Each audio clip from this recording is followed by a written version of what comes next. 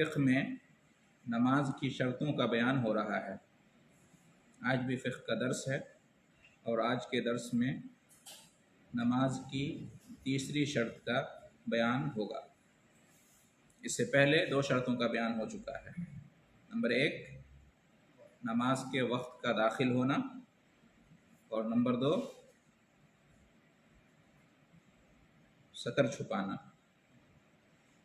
ٹھیک ہے، آج نماز کے صحیح ہونے کی تیسری شرط کا بیان ہوگا، اور وہ ہے طہارت۔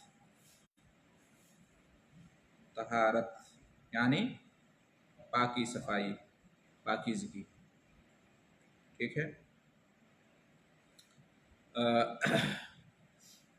طہارت کی 2 قسم ہیں۔ پاکی حاصل کرنے کی 2 قسم ہیں۔ ایک ہے حدث کو دور کرنا، ٹھیک ہے، اور نمبر 2 نجاست کو دور کرنا۔ تو نماز کے صحیح ہونے کے لیے ان دونوں شرطوں کا پایا جانا ضروری ہے۔ انسان نماز پڑھنے والا پہلے حدث کو بھی دور کر لے اور نجاست کو بھی دور کر لے، دونوں طرح کی پاکی ضروری ہے۔ ٹھیک ہے،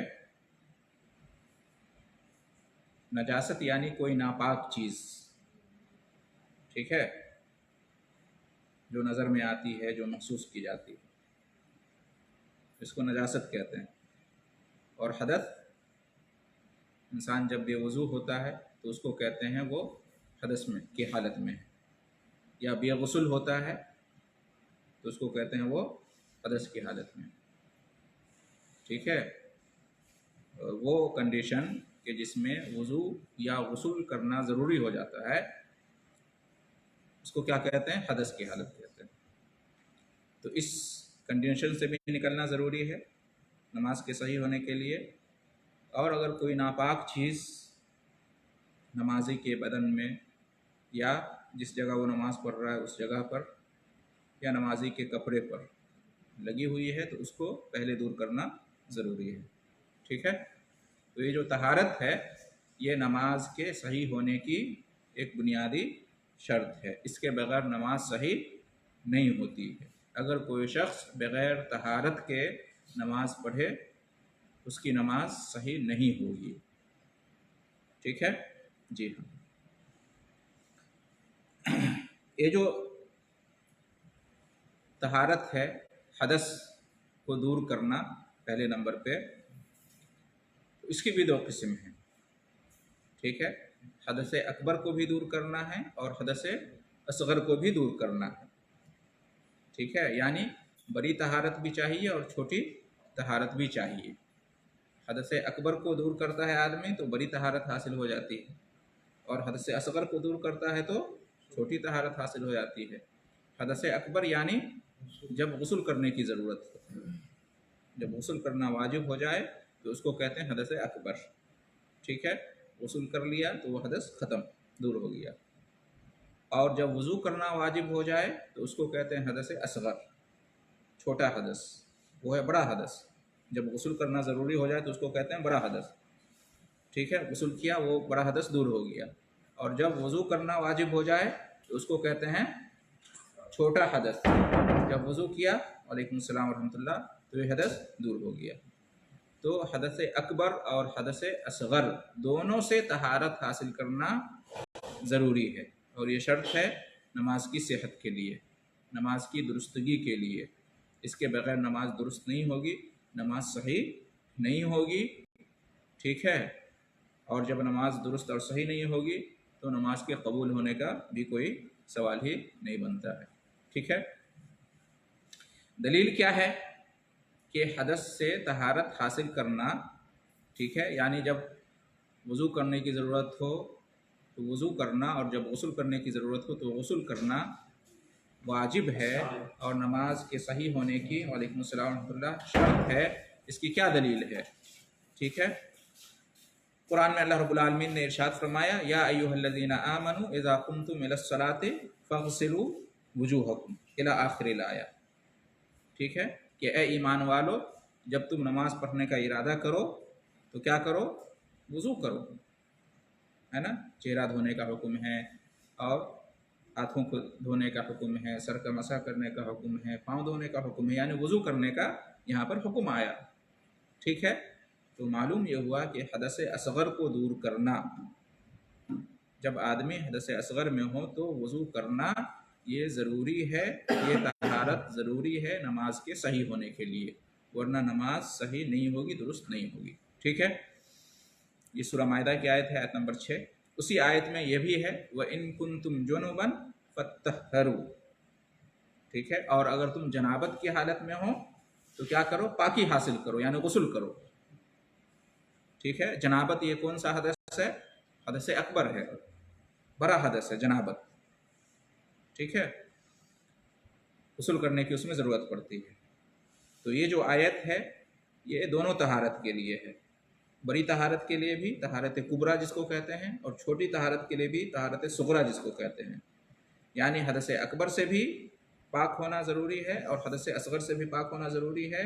ये दोनों बात इस आयत के अंदर है, सूरह माइदा आयत नंबर 6 के अंदर। ठीक है, ये दलील हो गई। इसी तरीके से हदीसों में भी दलील मिलती है, सही मुस्लिम की रवायत है कि ला तुक़बलो, वालेकुम अस्सलाम व रहमतुल्लाह, ला तुक़बलो सलातु मन अहदसा हत्ता यतवज़्ज़ा। ठीक है, कि उस शख्स की नमाज कबूल नहीं होती जो हदस की हालत में हो, यहाँ तक कि वो वज़ू करे। जब तक कि ये वज़ू ना कर ले उसकी नमाज कबूल नहीं होगी। किसकी? जो हदस की हालत में हो। जब तक वो वज़ू नहीं करेगा और अपने हदस को दूर नहीं करेगा तो उसकी नमाज कबूल नहीं होती है। ये सही मुस्लिम की रवायत है। दूसरी हदीस है कि ला तुक़बलो सलातुम बग़ैर तुहूर वला सदक़तुम मिन गुलूल। ये भी सही मुस्लिम की रवायत है कि वो नमाज कबूल नहीं होती जो बग़ैर तहारत के पढ़ी गई हो, और वो सदक़ा भी कबूल नहीं होता जो चोरी के माल से, ख़यानत के माल से निकाला गया हो। ठीक है, तो ये हदीस भी इस बात की दलील है कि बग़ैर तहारत की नमाज कबूल नहीं होती, बग़ैर तहारत की नमाज सही नहीं होती। लिहाजा अगर कोई शख्स हदस की हालत में नमाज पढ़े, चाहे बड़ा हदस हो या छोटा हदस हो, ठीक है, तो उसकी नमाज सही नहीं होगी और उसको दोबारा नमाज पढ़ना पड़ेगा।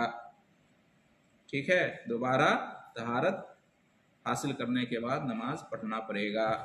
इस पर इजमा है उम्मत का। ठीक है, अब आगे बढ़ते हैं। अगर किसी ने बग़ैर तहारत के नमाज पढ़ ली भूल कर, या इस वजह से कि उसे मालूम ही नहीं था ये मसला कि नमाज के लिए तहारत शर्त है।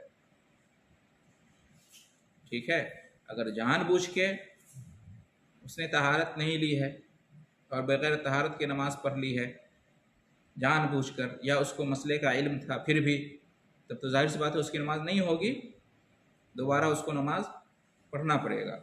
ठीक है, लेकिन अगर कोई ऐसा शख्स है जो भूल गया तहारत हासिल करना और बग़ैर तहारत के उसने नमाज पढ़ ली, या कोई ऐसा शख्स है उसे मसले का इल्म ही नहीं था, नया नया मुसलमान हुआ मिसाल के तौर पर, कलमा पढ़ा उसके बाद उसने नमाज पढ़ ली, उसे पता ही नहीं था कि नमाज के लिए गुस्ल ज़रूरी है, वज़ू ज़रूरी है, तो जो भूल कर नमाज पढ़ ले, तहारत को भूल कर नमाज पढ़ ले, या तहारत ज़रूरी है इसका इल्म उसको नहीं था और उसने नमाज पढ़ ली, तो उसका क्या हुक्म होगा?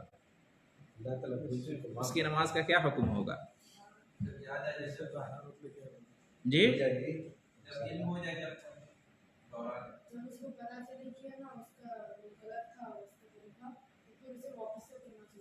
दोबारा नमाज पढ़नी पड़ेगी। जी हाँ, इस हालत में भी उसे दोबारा नमाज पढ़नी पड़ेगी। इल्म होगा तो नमाज पढ़ेगा। हाँ, इल्म नहीं होगा तो जब उसके साथ माफी का मामला हो गया ना, अगर मान लीजिए उसको इल्म नहीं था जब तक और वो नहीं किसी वजह से उसको, पुरानी बात हो गई है बहुत तो ठीक है, लेकिन अभी ताज़ा मसला है, उसे इल्म हो गया, दोबारा पढ़ना पड़ेगा। यहाँ पर भूल चूक और मसले का इल्म ना होना ये उज़्र नहीं माना जाएगा, नमाज होगी। इसलिए कि ये शर्त है। ठीक है, हाँ।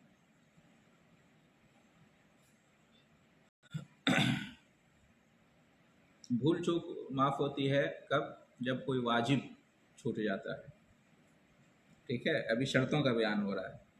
ایک ہوتا ہے شرط، ایک ہوتا ہے واجب، اور ایک ہوتا ہے سنت.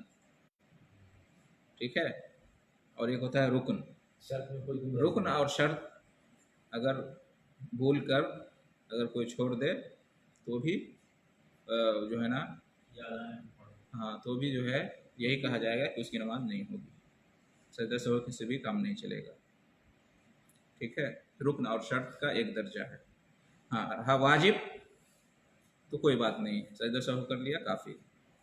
یا سنت چھوٹ گئی تو اس میں سجدہ سہو کی بھی ضرورت نہیں، کوئی بات نہیں، ہو جاتی ہے. لیکن شرط اگر چھوٹ گئی یا رکن چھوٹ گیا تو جب تک کہ دوبارہ نہیں کرے گا وہ نماز اس کی صحیح نہیں ہوگی. ٹھیک ہے، اس قاعدے کو یاد رکھیے. اچھا، دوسرا مسئلہ ہے اس میں کہ کوئی طہارت حاصل کرنا چاہ رہا ہے لیکن پانی ہی نہیں ہے کہ وہ طہارت حاصل کرے، اور نہ مٹی ہے کہ وہ تیمم کرے. یا پانی ہے، مٹی بھی ہے، لیکن اس کے لیے منع ہے کہ وہ پانی کا استعمال کرے یا مٹی کا استعمال کرے. تو ایسی صورت میں اس نے طہارت حاصل نہیں کی اور نماز پڑھی تو اس کی نماز ہوگی یا نہیں ہوگی؟ اس کی نماز ہوگی. کیوں؟ اس لیے کہ اس کے پاس مجبوری ہے، وہ مجبور ہے، اس کے علاوہ کوئی دوسرا آپشن ہے ہی نہیں اس کے پاس. اس کی کوئی غلطی نہیں ہے، اس کی طرف سے کوئی کوتاہی نہیں ہے. وہ چاہ رہا ہے طہارت حاصل کرے لیکن پانی ہی نہیں ہے. ٹھیک ہے، مٹی بھی نہیں ہے کہ تیمم کر لے، تو مجبور ہے بیچارہ، کیا کرے گا؟ نماز کا وقت ہو گیا ہے، نماز کا وقت ختم ہونے سے پہلے پہلے اس کو نماز اسی حال میں پڑھنا ہے. یا پانی ہے، مٹی بھی ہے، ٹھیک ہے، وہ مطلب پانی کا بھی استعمال کر سکتا ہے اور تیمم بھی کر سکتا ہے اپنے اعتبار سے، لیکن وہ چاہ کر بھی استعمال نہیں کر سکتا، اسے منع کیا ہے ڈاکٹر نے مثال کے طور پر. یا دشمن ہے، اس کی جان پر سوار ہے کہ نہیں تم استعمال نہیں کر سکتے، نہیں تو تمہیں قتل کر دوں گا، تو مجبوری ہے اس کی. تو ایسی صورت میں بغیر طہارت کے بھی اس کی نماز ہو جائے گی. ٹھیک ہے جی، ہاں، یہ بات آئی تھی. اب اپنے کو تو صرف فلائٹ کا ایشو ہے، مسئلہ جو اپلائی ہونا فلائٹ میں ایشو ہے. دوسری جگہ تو الحمدللہ ایک کنڈیشن ملتی نہیں عموماً، ہو سکتا ہے ایک فلائٹ میں نہیں ہو سکتا، دوسری کہیں یہ مسئلہ ہے، بتا دیا گیا ہے. اگر اللہ سے دعا کریں کہ ایسی ضرورت نہ پیش آئے، لیکن اگر پیش آ جائے تو یہی حکم ہے اس کا. ایک چیز یہاں پہ میرے ذہن میں وہی چل رہا ہے کہ نماز کا جو مسئلہ ہے اتنا مطلب اتنا کریٹیکل ہے کہ کسی بھی کنڈیشن میں نہیں چھوڑنا ہے نماز. ہاں، یہ ہے، ایسا بھی ہے، ایسا بھی ہے. اس سے نماز کی اہمیت معلوم ہوتی ہے کہ نماز بہرحال وقت پر پڑھنا ہے اور نماز کسی بھی حالت میں معاف نہیں ہے. یہاں پر یہ کوئی نہیں کہہ سکتا کہ چلو مجبوری ہے تو نماز نہیں پڑھے گا تو چلے گا، ایسا نہیں ہے. بہت سارے لوگ جو ہے نا مختلف چھوٹے چھوٹے بہانے کر کے نماز نہیں پڑھتے ہیں. ارے کپڑا گندا ہے، ارے استنجا نہیں لیا تھا، ارے میں وہاں سے گزرا تھا پتہ نہیں کچھ ہو گیا ہو کپڑے پہ، یہ وہ. ٹھیک ہے بھائی، اگر اس طرح کی بات بھی ہے تو تم نماز کے لیے تیاری کرو، یہ تو کوئی عذر نہیں ہوا ہے کہ نہیں. تو ان کا پڑھنے کا من ہی نہیں رہتا. ہاں، نہیں رہتا ہے، دل نہیں رہتا ہے. ورنہ اگر اس کو کسی پارٹی میں جانا ہو اور اچھا کپڑا نہیں ہے تو وہ کیا کرے گا؟ تیاری کرے گا نا، کپڑا چینج کرے گا، لیکن جائے گا پارٹی میں. تو نماز کے لیے ایسا کیوں نہیں کر سکتے آپ؟ نماز کے لیے بھی آپ چینج کرو اور جاؤ نماز پڑھنے کے لیے، بہانے کیوں بناتے ہو؟ ٹھیک ہے، دلیلیں اس کی کیا ہے؟ یہ جو آخری مسئلہ بیان کیا گیا کہ مجبوری میں اس کی نماز ہو جائے گی، اس کی دلیلیں یہ سب ہیں. قرآن مجید میں اللہ رب العالمین نے ارشاد فرمایا فَاتَّقُوا اللَّهَ مَا اسْتَطَعْتُمْ، سورۃ تغابن آیت نمبر 16 میں، کہ اپنی استطاعت بھر اللہ سے ڈرو، جتنی طاقت ہے تم کو اتنا اللہ سے ڈرو. تو اس شخص کے پاس اتنی ہی طاقت ہے، اس کے پاس طاقت نہیں ہے کہ وہ طہارت حاصل کر سکے، لہٰذا اس کے پاس اتنی طاقت ہے کہ بغیر طہارت ہی کی نماز پڑھے تو وہ پڑھے گا. ٹھیک ہے، فَاتَّقُوا اللَّهَ مَا اسْتَطَعْتُمْ لَا يُكَلِّفُ اللَّهُ نَفْسًا إِلَّا وُسْعَهَا، سورہ بقرہ کی مشہور آیت ہے. اللہ تعالیٰ کسی بھی شخص کو اس کی وسعت سے زیادہ، اس کی طاقت سے زیادہ شریعت کا پابند نہیں بناتا ہے. اس کے پاس اتنی ہی وسعت ہے، وہ کیا کرے؟ مَا يُرِيدُ اللَّهُ لِيَجْعَلَ عَلَيْكُمْ مِنْ حَرَجٍ، سورہ مائدہ کی آیت ہے، آیت نمبر 6. ٹھیک ہے، یعنی وہی طہارت والی آیت ہے کہ اللہ تعالیٰ نہیں چاہتا ہے کہ تمہارے اوپر کوئی حرج ہو، کوئی پریشانی ہو. ٹھیک ہے، یہ حرج ہے، پریشانی ہے، تو تم اسی حال میں نماز پڑھ لو. اللہ یہ نہیں چاہتا کہ تم نماز چھوڑ ہی دو، نماز نہ پڑھو. اس کا ہم یہ مفہوم نکال سکتے ہیں. اسی طرح سے ہے ما جعل علیکم فی الدین من حرج، اللہ تعالیٰ نے دین کے معاملے میں تمہارے اوپر حرج نہیں رکھا ہے. سورہ حج کی آیت ہے.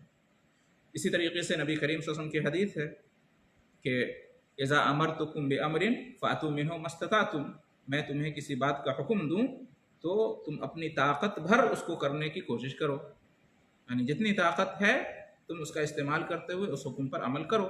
تو اب جس کے پاس جتنی طاقت ہے وہ اتنا کرے گا، جس کے پاس طاقت نہیں ہے اتنی تو وہ اپنی وسعت کے اعتبار سے کرے گا. ٹھیک ہے، یہ تمام دلیلیں اہل علم نے پیش کی ہیں اس مسئلے میں.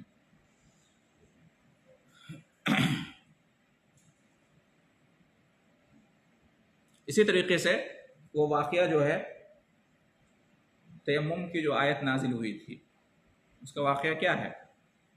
حضرت عائشہ رضی اللہ تعالیٰ عنہ کا ہار جو گم ہو گیا تھا، ہے نا، اسی واقعے میں ہے. اس کی تلاش میں لوگ گئے تو بہرحال نماز کا وقت ہو گیا اور پانی موجود نہیں تھا. ایک صحابی کا جو سر میں چوٹ آ گئی تھی، انہوں نے کہا کہ نہیں وہ نماز کا وقت ہو گیا اس سفر میں، راستے میں، اور پانی موجود نہیں تھا. تو حدیث میں ہے کہ فصلوا ادرکتہم الصلاۃ ولیس معہم ماء فصلوا، نماز کا وقت ہو گیا اور پانی نہیں تھا تو انہوں نے ایسی نماز پڑھ لی. ٹھیک ہے، صحابہ کرام نے جو تھے اس میں ایسی نماز پڑھ لی. فشکوا الی رسول اللہ صلی اللہ علیہ وسلم، پھر اللہ کے رسول صلی اللہ علیہ وسلم کے پاس آ کر انہوں نے کہا کہ ایسا ایسا ہوا.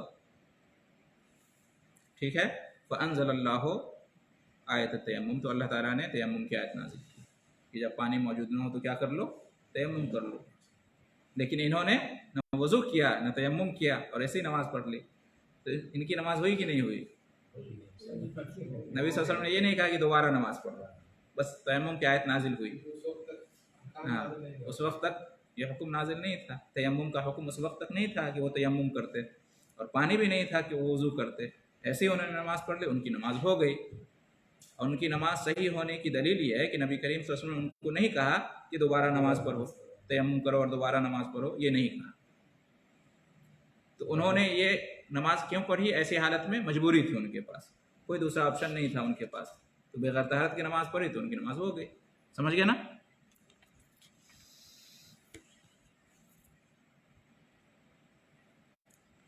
تو یہ ہو گیا طہارت کی پہلی قسم، حدث سے طہارت. ٹھیک ہے، حدث کس کو کہتے ہیں بشیر بھائی؟ حدث جس حال میں نماز نہیں پڑھ سکتے، جس حال میں نماز نہیں پڑھ سکتے، جب آدمی بے وضو ہو، وضو کرنا اس پر واجب ہو، تو اس کو کہتے ہیں حدث کی حالت. جب تک وضو نہیں کرے گا اس کا حدث دور نہیں ہوا، وہ پاک نہیں ہوگا. یا آدمی بے غسل ہو، اس حالت میں ہو جیسے جنابت کی حالت میں، یا عورت حیض کی حالت میں ہو، ٹھیک ہے، یا احتلام ہو گیا، تو وہ بھی حدث کی حالت میں بڑا حدث ہے. جب تک غسل نہیں کرے گا تو اس کا حدث دور نہیں ہوگا. ٹھیک ہے، تو پہلا مسئلہ تو یہ ہوا کہ ان دونوں حدث سے پاک ہونا ضروری ہے نماز کے صحیح ہونے کے لیے. جنبی اور حدث ایک ہی میں آئے گا. جنبی ہونا حدث کی ایک قسم ہے، حدث اکبر کی ایک قسم ہے جنبی ہونا. ٹھیک ہے، دوسری جو طہارت ہے وہ ہے نجاست سے طہارت حاصل کرنا، نجاست کو دور کرنا. جیسا کہ میں نے پہلے بتایا، کوئی ناپاک چیز نمازی کے بدن پر یا نمازی کے کپڑے پر یا اس جگہ پر جہاں نمازی نماز پڑھنے والا ہے، کوئی ناپاک چیز ہو تو پہلے اس کو ہٹانا، پہلے اس کو دور کرنا، پہلے اس کو صاف کرنا ضروری ہے. ٹھیک ہے، یہ طہارت کی دوسری قسم ہے. ٹھیک ہے، نجاست کو دور کرنا. پہلی قسم کون تھی؟ حدث کو دور کرنا. اور یہ دوسری قسم کون سی ہے؟ نجاست کو دور کرنا. تو یہ بھی ضروری ہے نماز کے صحیح ہونے کے لیے، اور یہ بھی نماز کی شرطوں میں سے ایک شرط ہے، اس کے بغیر نماز درست نہیں ہوتی ہے. ٹھیک ہے، لہٰذا اگر کوئی شخص اس حال میں نماز پڑھ لے کہ اس کے بدن پر نجاست تھی یا اس کے کپڑے پر نجاست تھی یا جس جگہ پر اس نے نماز پڑھی ہے اس جگہ پر نجاست تھی، اور اس کو پتہ تھا، اس کو علم تھا، ٹھیک ہے، اور اس نے جان بوجھ کر ایسا کیا ہے، اس کو مسئلے کا علم بھی تھا کہ نجاست تو نماز نہیں ہوتی ہے، اور اسے یاد بھی تھا، بھولا نہیں تھا، جان بوجھ کے اس نے ایسا کیا، تو کیا اس کی نماز ہوگی؟ اس کی نماز نہیں ہوگی۔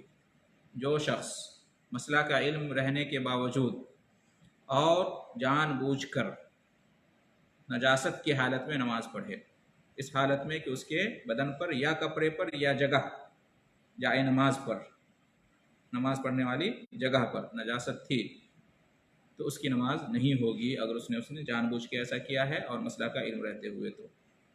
ٹھیک ہے، کیوں؟ اس لیے کہ نجاست کو دور کرنا، نجاست سے طہارت حاصل کرنا نماز کی شرط ہے، نماز کے صحیح ہونے کے لیے شرط ہے۔ یہ جو نجاست کو دور کرنا ہے، یہ جیسا کہ بتایا کہ 3 چیزوں میں سے نجاست کو دور کرنا ضروری ہے: بدن، کپڑا اور جگہ۔ ٹھیک ہے، دلیلیں کیا ہیں اس کی؟ دلیل سنیے۔ رسول صلی اللہ علیہ وسلم کا گزر 2 قبروں سے ہوا، تو آپ صلی اللہ علیہ وسلم نے فرمایا کہ ان دونوں کو عذاب ہو رہا ہے، یعنی ان دونوں قبروں میں جو لوگ ہیں ان دونوں کو عذاب ہو رہا ہے، اس قبر والے کو بھی اور اس قبر والے کو بھی عذاب ہو رہا ہے۔ ٹھیک ہے، پھر آپ صلی اللہ علیہ وسلم نے اس کی وجہ بتائی کہ کیوں عذاب ہو رہا ہے، تو کیا فرمایا؟ اما احدہما فکان یمشی بالنمیمہ، کہ ایک جو ہے چغلی کرتا تھا، وہ اما الآخر، اور دوسرا فکان لا یستنزہ من البول، وہ پیشاب کے چھینٹوں سے نہیں بچتا تھا، پیشاب کرتا تھا تو اس پیشاب کے چھینٹیں اس کے کپڑے اس کے بدن پہ آتے تھے اور اس کو کوئی پرواہ نہیں ہوتی تھی۔ ٹھیک ہے، تو اس وجہ سے عذاب ہو رہا ہے۔ یہ بالکل صحیح روایت ہے۔ تو اس حدیث سے کیا معلوم ہوا؟ صحیح مسلم کی روایت ہے، اس حدیث سے معلوم ہوا کہ بدن کا پاک ہونا ضروری ہے، بدن پر نجاست نہیں ہونی چاہیے۔ ٹھیک ہے، اس لیے کہ جب وہ پیشاب کرتا تھا تو پیشاب کے چھینٹے اس کے بدن پہ پڑتے تھے اور وہ پرواہ نہیں کرتا تھا، اس کی وجہ سے اس کو عذاب ہو رہا ہے۔ ٹھیک ہے، تو یہ بہت ہی معمولی چیز تھی، وہ چاہتا تو اس سے بچ سکتا تھا لیکن وہ نہیں بچا۔ ٹھیک ہے، جب وہ نہیں بچا، اس کو صاف نہیں کرتا تھا، پیشاب کی چھینٹے کو پڑنے دیتا تھا اور صاف بھی نہیں کرتا تھا، تو اس حالت میں اس کی نماز بھی نہیں ہوگی۔ ٹھیک ہے، اس لیے کہ ایک بڑا مسئلہ بن گیا، اس کی وجہ سے اس کو عذاب ہو رہا ہے۔ ٹھیک ہے، تو اس سے کیا معلوم ہوا کہ نماز پڑھنے والے کے بدن پر کوئی بھی نجاست نہیں ہونی چاہیے، اس کا بدن نجاست سے، ناپاک چیزوں سے پاک ہونا چاہیے۔ دوسری دلیل، ایک عورت نبی کریم صلی اللہ علیہ وسلم کے پاس آئی اور اس نے کہا کہ ہم عورتوں کو حیض کی حالت میں حیض کا خون کپڑے پہ لگ جایا کرتا ہے، ٹھیک ہے، تو کیا کیا جائے؟ عورت کیا کرے؟ حیض کا خون لگ جاتا ہے کپڑے پہ تو وہ کیا کرے؟ تو آپ صلی اللہ علیہ وسلم نے فرمایا کہ تخطہ، پہلے اس کو کیا کرے؟ حیض کا خون ناپاک ہوتا ہے تو کہا کہ پہلے اس کو دور کرے، کھرچ دے، اس کو وہاں پر سے ہٹا دے۔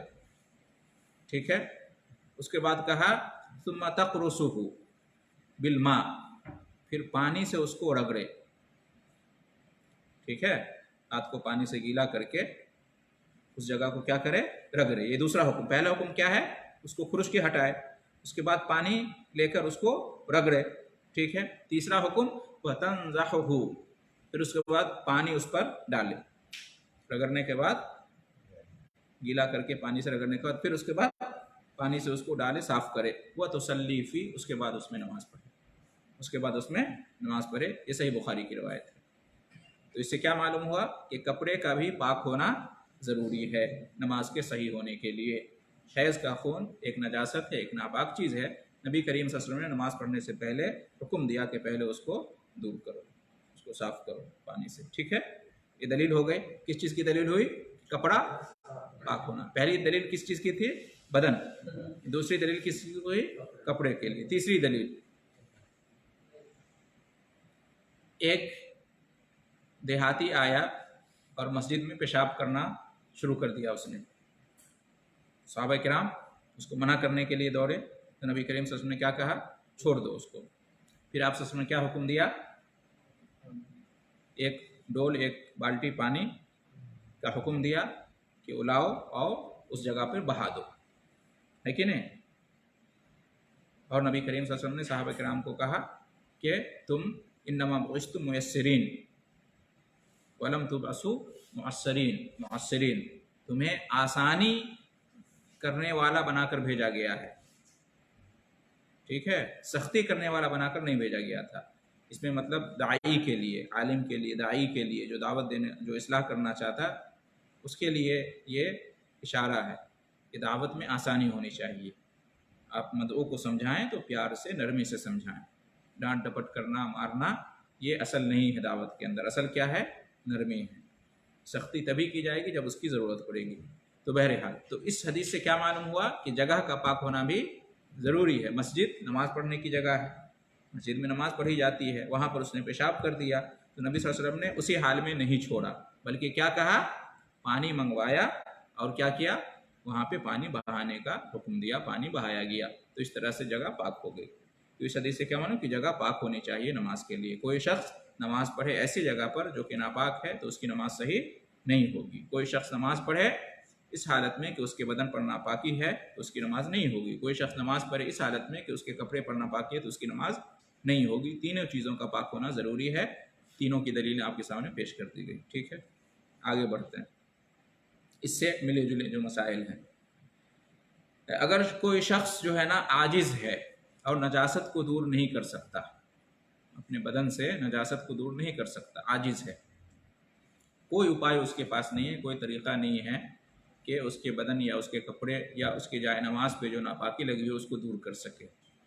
مان لیجئے کہ اس حالت میں کوئی شخص ہے، ٹھیک ہے، ہاں، یا یہ کہ وہ ناپاکی کو اگر دور کرے گا تو اسے نقصان ہونے کا خطرہ ہے، یقینی طور پر اس کا نقصان ہے، ٹھیک ہے۔ تو ناپاکی کو کوئی دور ہی نہ کر سکے اس حالت میں ہو، یا ناپاکی کو دور کرنے میں بہت نقصان ہے، اس کا خسارہ ہے، مان لیجئے کہ اس طرح کی حالت میں اگر کوئی شخص ہے، لہٰذا وہ ناپاکی کو دور کیے بغیر نماز پڑھ لے تو اس کی نماز ہوگی یا نہیں ہوگی؟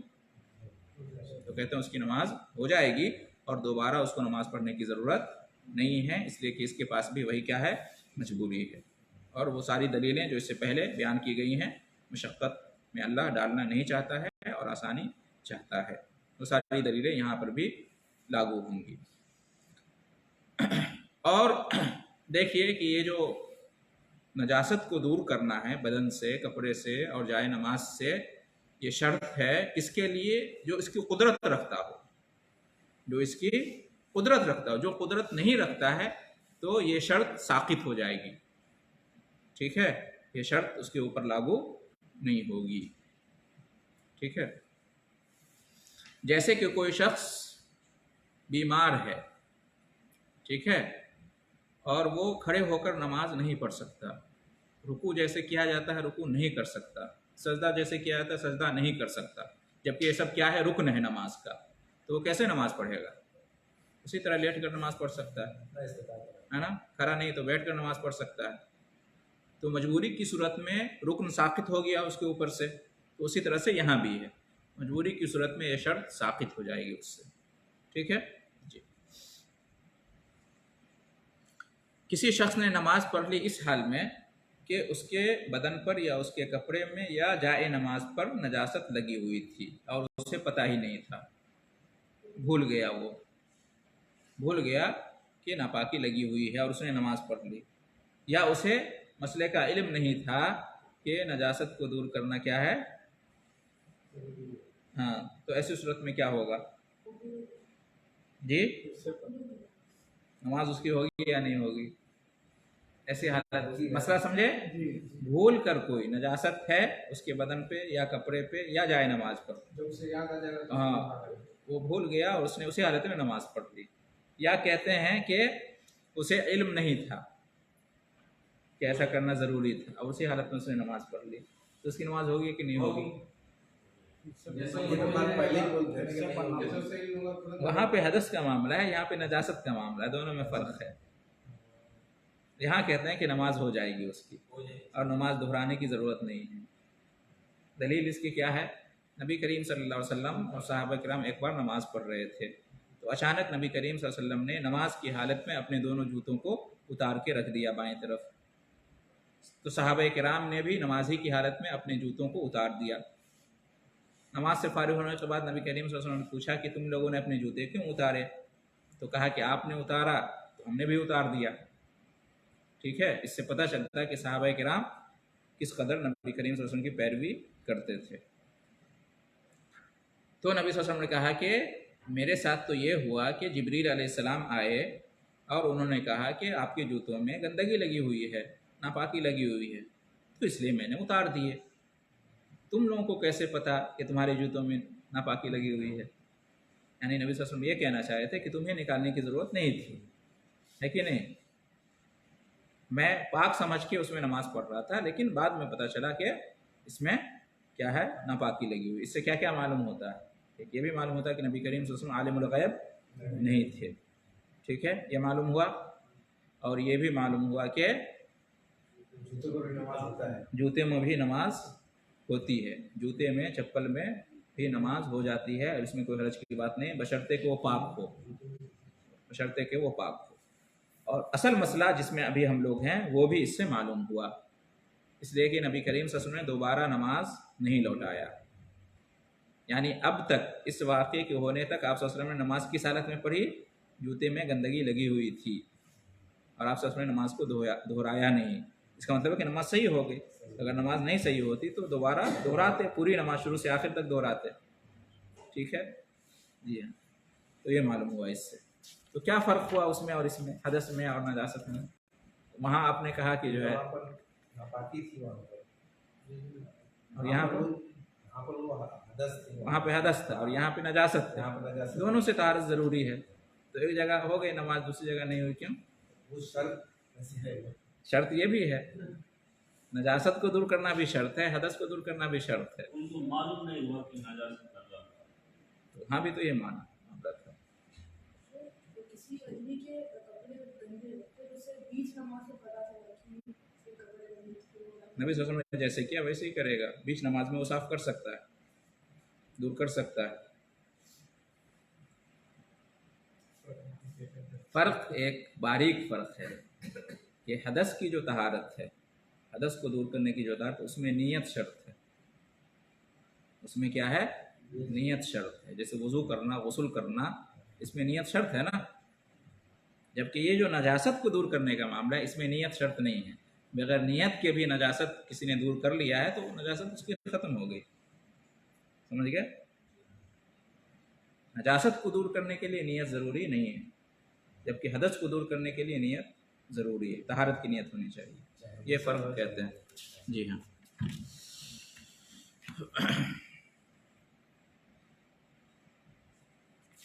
اس کے بعد اچھا، یہ جو ہے، یہ جو حدیث بیان کی گئی ہے، یہ سنن ابو داؤد کی حدیث ہے اور شیخ البانی نے اس کو صحیح قرار دیا ہے.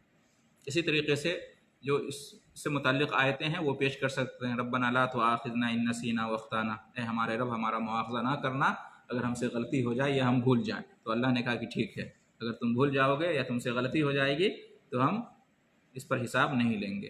تو یہاں بھول گئے آدمی یا غلطی ہو گئی، لہٰذا کوئی مواخذہ اس پر نہیں ہوگا. جان بوجھ کر آدمی کرے گا تب مواخذہ ہوگا. اسی طریقے سے آپ دیکھیں، کوئی شخص روزے کی حالت میں بھول کر کھا لے یا پی لے. روزے کی حالت میں کھانا پینا جائز ہے یا منع ہے؟ منع ہے. لیکن اگر کوئی بھول کے کھا لیا یا پی لیا تو اس کا روزہ ہوگا یا نہیں ہوگا؟ روزہ نہیں ٹوٹے گا، روزہ ہو جائے گا.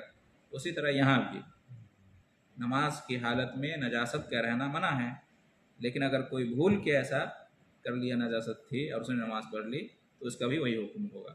جو روزے کا حکم ہے وہی نماز کا بھی حکم ہوگا. اہل علم نے یہ قیاس پیش کیا ہے. وہاں پہ بھی بھولا، یہاں پہ بھی بھولا، تو وہاں بھی معاف، یہاں بھی معاف. آخر میں ہم 2-4 منٹ میں وہ جگہیں جہاں پر نماز پڑھنا منع ہے، کیونکہ جگہ کا پاک ہونا بھی ضروری ہے، یہ بات آئی ہے، تو اس کے ساتھ ساتھ یہ مسائل بھی جان لیجئے کہ کن جگہوں پہ نماز پڑھنا منع ہے. ویسے تو پوری زمین اللہ نے بنائی ہے نماز کے لیے، اور پوری نماز کیا ہے؟ پاک ہے. جیسا کہ حدیث میں ہے کہ جو علت لی الارض مسجدم و طہورا، میرے لیے ساری زمین نماز پڑھنے کی جگہ اور پاکی کی چیز بنائی گئی ہے. تو من جملہ پوری زمین، پوری جگہ کیا ہے؟ पाक है, नमाज पढ़ सकते हैं, लेकिन चंद जगहें मुस्तस्ना हैं, इससे अलग है। इन जगहों पर नमाज पढ़ने से मना किया गया है। नंबर 1, ऊँटों, क्या बोलते हैं, बाड़ा, हाँ, ऊँटों, तबेला, तबेला, ऊँटों का बाड़ा, ऊँटों का तबेला, जहाँ पे ऊँटों को बांधा जाता है, ठीक है, तो उस जगह पर नमाज पढ़ने से मना किया गया है। कहते हैं कि उस जगह पर नमाज सही नहीं होगी। दलील क्या है? एक आदमी नबी करीम सल्लल्लाहु अलैहि वसल्लम के पास आया, उसने कहा कि अतवज़्ज़उ मिन लुहूमिल गनम, क्या मैं बकरी का गोश्त खाने के बाद वज़ू करूँगा, वज़ू करना है? तो आप सल्लल्लाहु अलैहि वसल्लम ने फरमाया कि इन शिअता ततवज़्ज़ा व इन शिअता ला ततवज़्ज़ा, अगर तुम चाहो तो वज़ू कर लो, चाहो तो ना करो, तुम्हारी मर्ज़ी। दूसरा सवाल किया, अतवज़्ज़उ मिन लुहूमिल इबिल, क्या मैं ऊँट का गोश्त खा के वज़ू करूँ, करना होगा ऊँट का गोश्त खाने के बाद? तो आप सल्लल्लाहु अलैहि वसल्लम ने फरमाया कि नाम, हाँ, वज़ू करना होगा तुमको, ठीक है। तो इससे क्या मालूम हुआ कि ऊँट का गोश्त खाना नाक़िज़े वज़ू है। ऊँट का गोश्त क्या है? उससे वज़ू टूट जाता है। गाय बकरे के गोश्त से वज़ू नहीं टूटता, लेकिन ऊँट के गोश्त से वज़ू टूटता है। ये सही हदीस है, बिल्कुल मुस्लिम की हदीस है। इसी हदीस में आगे है कि उसल्ली फ़ी मराबिज़िल गनम, क्या मैं बकरियों के बाड़े में नमाज़ पढ़ सकता हूँ, जहाँ पे बकरियों को बांधा जाता है, क्या मैं वहाँ पर नमाज़ पढ़ सकता हूँ? काला नाम, तो आपने फरमाया कि हाँ, पढ़ सकते हो। फिर दूसरा सवाल किया, उसल्ली फ़ी मबारिकिल इबिल, क्या मैं ऊँटों के बाड़े में, बथान में, या जो भी कह लें, नमाज पढ़ सकता हूँ? तो कहा ला, नहीं पढ़ सकते। ये सही मुस्लिम की रिवायत है, ठीक है। तो इस हदीस से क्या मालूम हुआ कि ऊँट के बाड़े में नमाज पढ़ना मना है, नबी सल्लल्लाहु अलैहि वसल्लम ने मना किया है। दूसरी हदीस है, ये सही मुस्लिम की हदीस है। दूसरी हदीस है सुनन तिरमिज़ी की, शेख अलबानी ने सही करार दिया है कि सल्लू फ़ी मराबिज़िल गनम, तुम बकरियों के बारे में नमाज पढ़ सकते हो, वला तुसल्लू फ़ी आतानिल इबिल, लेकिन ऊँट के बारों में नमाज मत पढ़ो। ये भी हदीस है इस बात की। नंबर 2, जिस जगह पे नमाज पढ़ना मना किया गया है, हम्माम, हम्माम में गुस्ल करने की जो जगह होती है, या पखाना पेशाब करने की जो जगह होती है, ठीक है, तो ऐसी जगह पर नमाज पढ़ना मना है। इसलिए कि नबी करीम सल्लल्लाहु अलैहि वसल्लम का फरमान है कि अल अर्ज़ु कुल्लुहा मस्जिद इल्लल मक़बरा वल हम्माम, सारी ज़मीन मस्जिद है, नमाज पढ़ने की जगह है, सिवाय मकबरा के और हम्माम के, ठीक है। ये सुनन अबू दाऊद की रवायत है और शेख अलबानी ने इसको सही करार दिया। तो इससे मालूम हुआ कि हम्माम, ठीक है, में नमाज पढ़ना क्या है? मना है। चाहे वो ऐसा हम्माम हो जहाँ सिर्फ गुस्ल किया जाता है तो भी, या ऐसा हम्माम जहाँ पखाना पेशाब भी किया जाता है और गुस्ल भी है, दोनों तरह का हम्माम अहले इल्म कहते हैं कि मना है नमाज पढ़ना। इसलिए कि वहाँ पर ये सब जगह क्यों है, शैतान की जगह होती है और बेपर्दगी की जगह होती है, वगैरह वगैरह। सर मकबरा है। नंबर 3 आ रहा है, नंबर 3 मकबरा, मकबरा में नमाज पढ़ना भी मना है, और मकबरा में नमाज पढ़ना दुरुस्त नहीं। मकबरा यानी कब्रिस्तान, मकबरा यानी कब्रिस्तान, कब्र, कब्रिस्तान। तो ऐसी जगहों पर नमाज पढ़ना क्या है? कब्र वाली जगह पर या कब्रिस्तान में जहाँ कब्रें होती हैं, नमाज पढ़ना क्या है? मना है, और नमाज दुरुस्त नहीं होती है। एक दलील तो यही गुजरी जिसमें आपने फरमाया कि अल अर्ज़ु कुल्लुहा मस्जिद इल्लल मक़बरा वल हम्माम, सारी ज़मीन नमाज पढ़ने की जगह सिवाय कब्रिस्तान के और हम्माम की। एक दलील ये हुई, और बहुत सारी दलीलें हैं। लानतुल्लाहि अलल यहूदी वन नसारा इत्तखज़ु क़ुबूर अंबियाहिम मसाजिद, मशहूर हदीस है, अल्लाह की लानत हो यहूदियों पर और नसारा पर, उन्होंने अपने नबियों की कब्रों को मस्जिद बना लिया। यानी वो अपने नबियों की कब्रों पर जाकर नमाज पढ़ते थे, अपने नबियों की कब्रों को सजदागाह उन्होंने बना लिया था, उस पर मस्जिदें, इबादत खाने बना लिए थे। तो इस वजह से अल्लाह की लानत है। नबी सल्लल्लाहु अलैहि वसल्लम ने इरशाद फरमाया, युहज़्ज़िरु मा सनअू, आप सल्लल्लाहु अलैहि वसल्लम का मकसद क्या था? अपनी उम्मत को बता रहे हैं कि तुम ऐसा मत करना। दूसरी हदीस है, ये सही बुखारी मुस्लिम की हदीस थी। दूसरी हदीस है, अला व इन्ना मन काना क़ब्लकुम कानू यत्तखिज़ूना क़ुबूर अंबियाइहिम व सालिहीहिम मसाजिदा अला फला तत्तखिज़ुल क़ुबूर मसाजिदा इन्नी अनहाकुम अन ज़ालिक, सही मुस्लिम की रिवायत है कि तुमसे पहले के जो लोग थे वो क्या करते थे? अपने नबियों और अपने नेक लोगों की कब्रों को मस्जिदें बना लिया करते थे। तुम लोग मस्जिदों, कब्रों को मस्जिद मत बनाना, मैं तुम्हें इससे मना करता हूँ। ये सही मुस्लिम की रिवायत है। तो इससे भी मालूम हुआ कि कब्रिस्तान में नमाज पढ़ना, कब्रिस्तान में सजदा करना, कब्र पर सजदा करना, कब्र पर नमाज पढ़ना, ऐसी जगहों पे नमाज पढ़ना जहाँ कब्रें हैं, ये मना है। इसलिए कहते हैं कि मस्जिदों में कब्र नहीं होनी चाहिए, मस्जिदों में कब्रें नहीं होनी चाहिए। कब्रिस्तान अलग, मस्जिद अलग, मस्जिद कब्र की जगह नहीं। یا قبر مسجد کی عبادت کی جگہ نہیں ہے، ٹھیک ہے۔ اور اتنی سختی کیوں آئی ہے قبر کو مسجد نہ بناؤ، لعنت ہے اس پہ، اللہ کا غضب نازل ہوتا ہے، ایسے لوگ سب سے برے ہیں، مختلف حدیثیں ہیں اس بارے میں، اس لیے کہ یہ ایک ذریعہ بن سکتا ہے قبر پرستی کا، شرک کا۔ لوگ جو ہے نا قبر کی پوجا شروع کر دیں گے دھیرے دھیرے، قبر میں جو لوگ مدفون ہیں ان کی پوجا، ان کی بات کرنا شروع کر دیں گے، ان کو پکارنا شروع کر دیں گے۔ اس لیے اس کی اجازت ہی نہیں ہونی چاہیے کہ قبر پہ کوئی نماز پڑھے۔ شروع میں آئے گا کہے گا میں اللہ کے لیے نماز پڑھتا ہوں، اللہ سے دعا کرتا ہوں، اللہ کے لیے سجدہ کرتا ہوں، پھر بعد میں دھیرے دھیرے جو ہے نا، سارے لوگ تو اتنے سمجھدار نہیں ہوتے ہیں، غیر اللہ کے لیے سجدہ شروع کر دیں گے، قبر کے لیے سجدہ شروع کر دیں گے، اس طرح سے شرک۔ اس لیے کہ پہلی دفعہ دنیا میں جو شرک آیا، بت پرستی ہوئی، وہ کس وجہ سے ہوئی؟ بزرگوں کی شان میں غلو کی وجہ سے، بزرگوں کی قبروں میں جو ہے اس طرح بزرگوں کی قبروں کی تعظیم کی وجہ سے، تو اس لیے راستہ ہی اسلام نے روک دیا ہے۔ اسی طریقے سے چرچ وغیرہ جو ہوتے ہیں، عبادت خانہ غیر مسلموں کا، اس میں نماز پڑھنا، کہتے ہیں کہ اگر اس میں تصویریں ہیں، بت ہیں، تصویریں ہیں، مجسمے ہیں، ٹھیک ہے، تو نماز پڑھنا مکروہ ہے یا حرام ہے۔ بعض لوگوں نے حرام کہا ہے، بعض لوگوں نے مکروہ کہا ہے، ٹھیک ہے۔ لیکن اگر بت نہیں ہیں یا کیا کہتے ہیں تصویریں نہیں ہیں تو اہل علم نے کہا کہ جائز ہے، ٹھیک ہے۔ عمر رضی اللہ تعالیٰ عنہ کے بارے میں آتا ہے کہ ان لا ندخل کنائسکم من اجل التماثیل التی فیہا صور، میں تمہارے کنیسوں میں داخل نہیں ہوتا ان مجسموں کی وجہ سے جس میں تصویریں ہیں۔ ابن عباس رضی اللہ تعالیٰ عنہ کے بارے میں آتا ہے کہ کان یصلی فی البیع الا بیعۃ فیہا تماثیل، کہ آپ نماز پڑھتے تھے اس طرح کے عبادت خانے میں سوائے اس عبادت خانے کے جس میں مجسمے ہوتے تھے، تو وہاں نماز نہیں پڑھتے تھے۔ تو بعض اہل علم نے کہا کہ حرام ہے ایسی جگہوں پر نماز پڑھنا، ایسے عبادت خانے غیر مسلموں کے جن میں تصویریں ہیں، جن میں بت ہیں، مجسمے ہیں، نماز پڑھنا حرام ہے۔ اور بعض لوگوں نے کہا کہ نہیں، نماز تو صحیح ہو جائے گی لیکن گناہ ہوگا، نماز پڑھنا مکروہ ہے لیکن صحیح ہو جائے گی۔ تو بہرحال خلاصہ کلام یہ ہوا کہ احتیاط کرنا چاہیے، ٹھیک ہے، ایسی جگہوں پر نماز پڑھنے سے۔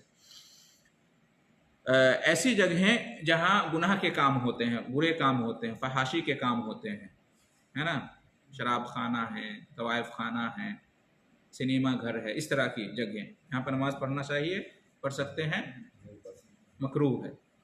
ایسی جگہوں پر نماز پڑھنا کیا ہے؟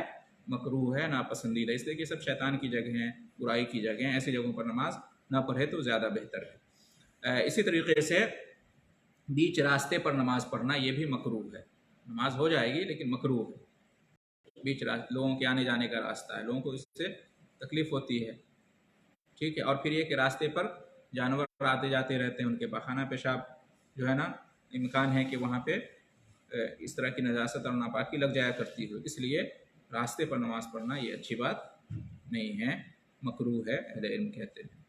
اور پھر اس کی وجہ سے کیا ہے کہ خود جو نماز پڑھنے والا ہے اس کی نماز میں بھی خشوع نہیں رہے گا، لوگ آتے جاتے رہیں گے آگے پیچھے سے، تو اس کی نماز میں سکون نہیں ہوگا، اطمینان نہیں ہوگا۔ اور پھر یہ کہ حق نہیں ہے کہ دوسروں کا راستہ روک کر ہم نماز پڑھیں، یہ بھی حق نہیں ہے، اس لیے کہ وہ لوگوں کا راستہ ہے۔ تو یہ چند باتیں تھیں آج کے درس میں، اس طرح سے آج کا درس پورا ہو گیا الحمدللہ۔ خوب آتا ہے راستے میں نماز پڑھ رہے ہیں۔ جی